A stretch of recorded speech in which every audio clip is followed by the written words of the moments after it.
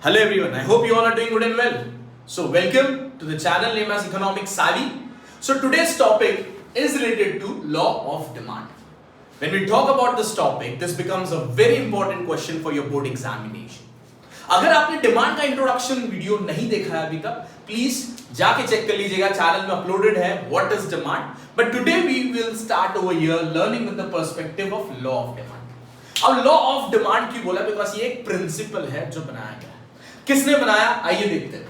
Whenever we talk about the word demand, this word demand consists related relationship between two words.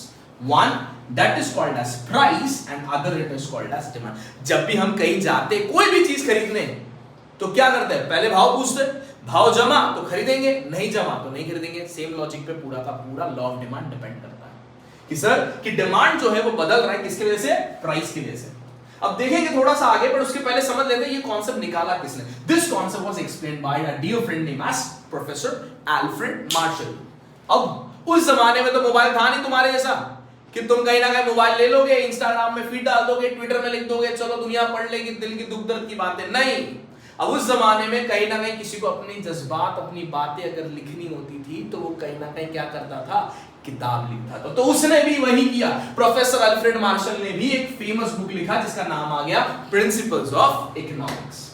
अब आज के जमाने के तो है नहीं, जाके जमाना हो गया. तो कौन से ईयर में लिखा सर? 1890. कौन सी ईयर में? 1890. तो इंट्रोडक्शन क्लियर है. सो इंट्रोडक्शन में क्या बोला हमने? लॉ ऑफ डिमांड क्या है? एक रिलेशनशिप स्टडी करता है किसके बीच में? प्राइस एंड डिमांड के. किसने निकाला कॉन्सेप्ट? एक कॉन्सेप्ट निकाला गया बाय प्रोफेसर अल्फ्रेड मार्शल. कहां पे? Famous book named as principles of economics published in the year 1890. Clear है? ठीक है.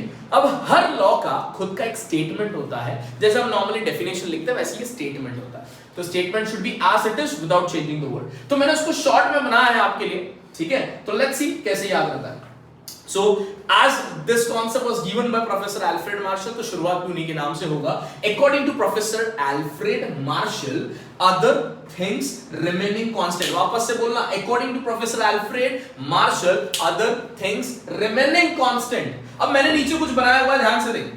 अब बेसिकली मैं क्या बोलता हूं, जब भी डिमांड का ये कॉन्सेप्ट जब भी हम स्टडी कर रहे हैं तो इसको हम बोलेंगे, याद रखेंगे with the name called HS लोला. क्या बोलेंगे? एचएस लोला. क्या बोलेंगे वापस से? एच एस लोला. H for higher, S for smaller, LO lower, LA larger. कैसे याद रखेंगे? H for higher, S for smaller, LO lower, LA larger. ठीक है. अब ध्यान से देखना, मैंने इसको कुछ बनाया हुआ, इसको स्टडी करूंगा, रीड करूंगा, साथ ही साथ बोलते रहना तो याद हो जाएगा. ध्यान से देखना क्या लिखा है. Higher the price of a commodity, smaller is the quantity demanded. Lower the price of a commodity, larger is the quantity demanded. समझ में आ गया? अब इसका मीनिंग क्या है ये समझाने के लिए हम एक्सप्लेनेशन तक जाएंगे एक बार, फिर वापस से आके देखेंगे सर जो पढ़ा है सही पढ़ा है कि नहीं. अब नॉर्मली हम कोई भी चीज खरीदने जाते हैं. अब मान ले कांदा अगर 80 रुपए किलो है, कांदा भजिया खाएगा? नहीं बे, बहुत महंगा है, नहीं खाएंगे. तो मतलब क्या हो गया? प्राइस अगर महंगा है तो हम चीजें ज्यादा खरीदेंगे, कम खरीदेंगे? कम खरीदेंगे. तो डिमांड क्या हो जाएगा? कम हो जाएगा. बट अगर वही चीज अगर 10 रुपए किलो कांदा है, अरे खरीद लो यार, 2 किलो खरीद लो, घर जाके पकौड़े बना लेंगे. तो मतलब if the price is low the demand will be high. मतलब सिंपल है.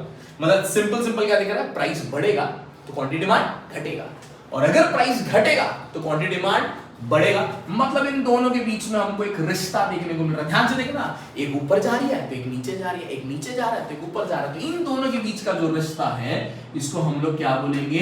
This will be called as inverse relationship. कौन सा रिलेशनशिप? Inverse relationship. किसके बीच में sir? Simple, price and quantity demand. अब ध्यान से देखिए, इसी चीज को यहां पे डिकोड किया. प्राइस बढ़ रहा है मतलब क्या हो गया? हायर. डिमांड घट रहा है मतलब क्या हो गया? स्मॉलर. प्राइस घट रहा है मतलब क्या हो गया? लोअर. डिमांड बढ़ रहा है मतलब क्या हो गया? लार्जर. तो सिंपल शब्दों में समझू तो वही है कि sir when the price increases quantity demand decreases, when the price decreases quantity demand increases. वही सेम चीज हम क्या करेंगे? एक शेड्यूल के अंदर बता देंगे. अब जब शेड्यूल के अंदर बताएंगे हम क्या करेंगे? प्राइस को कम करने की कोशिश कर देंगे. ध्यान से देखना, तो प्राइस कितना ले लिया हमने? 10, 8, 6, 4, 2. अब ध्यान से देख, प्राइस क्या हो रहा है सर? कम. अगर प्राइस कम हो रहा है तो डिमांड क्या हो जाएगा सर? बढ़ जाएगा. That will be 1, 2 3 4 5। अब मान लो नंबर ले लिया। अब इसका मतलब क्या हो गया, अगर मेरा प्राइस 10 रुपया है तो मैं कितना सामान खरीद रहा हूं, 1 केजी। बट अगर मेरा प्राइस 2 रुपया हो गया तो मैं कितना खरीद रहा हूं, 5 केजी। मतलब when the price is more the demand is less and when the price is less the demand is more। किसकी वजह से, inverse relationship between price and quantity demand. Simple. अब इसी से रिलेटेड हम लोग क्या बना देंगे, ग्राफ। अब ग्राफ बना के डिमांड में नंबर क्या 1 2 3 4 5, तो यहां पे अपन 1 सेंटीमीटर ले लिया, 1 2 3 4 और इधर ले लिया 5 और इधर प्राइस में डाल देंगे 2 4 6 8 और ये आ गया 10। तो मार्किंग कर लेंगे सर। ध्यान से देख, जब डिमांड 1 है तो प्राइस कितना है 10, तो जब 2 है 8, 3 है तो 6, ये 4 और ये। इस तरीके से जब मैं कर्व जोड़ूंगा, आप लोग स्केल से कर लीजिएगा, तो कहीं ना कहीं सर क्या आ गया, नाम दे दिया मैंने उसको। हम क्या बना रहे हैं, डिमांड कर्व, तो मैंने उसको नाम क्या दे दिया, डीडी कर्व। तो यहां पे लिख दिया मैंने dd is equals to demand curve. Okay, clear है डायग्राम। अब नेक्स्ट क्या बना रहे हैं सर, नेक्स्ट लिखेंगे एक्सप्लेनेशन टू द डायग्राम। जब मैं एक्सप्लेनेशन लिखूंगा तो सिंपल है, पहला पॉइंट यही एक्सप्लेन करूंगा कि एक्स एक्सिस में क्या है और वाई एक्सिस में क्या है। एक्स एक्सिस में ध्यान से देखो क्या दिख रहा है sir, quantity demand in kgs. Y axis में क्या दिख रहा है sir, price of a commodity, बराबर। सेकंड पॉइंट में क्या लिखूंगा, सिंपल, कि जो मेरा डीडी कर्व है उसको क्या नाम दिया हमने, DD curve is known as demand curve. क्या नाम दे दिया, डिमांड कर्व।